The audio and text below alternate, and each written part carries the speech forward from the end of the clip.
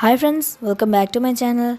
In this video, we are going to see how to use the disk cleaner feature in Windows 10. So in case you're wondering what disk cleaner feature is, it is a feature which allows you to clean up your disk space.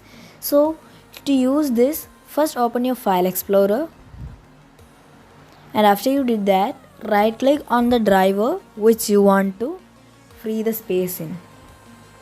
After you done so, click on properties, and then a small window will appear here just like this, and then click on disk cleanup. So this will scan all the junk files in that particular drive and show you which all are necessary and which are not. So the files here in this little checkbox menu, all of them are unnecessary, so check them all and click on clean up system files. And after you done so, Windows will start deleting all the unnecessary files in that particular drive.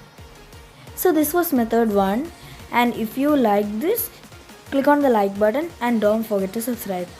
So the method 2 for doing the same is to use the run. To use run, click on Windows and R and then type cleanmgr.exe, short form of cleanmanager.exe. After you done so, click on OK, and a small window will appear here like this. Choose the drive which you want to clean and then click on OK. So this is the same step, same procedure, and if you liked it, don't forget to share, subscribe, like and share. Thanks for watching. Fearless.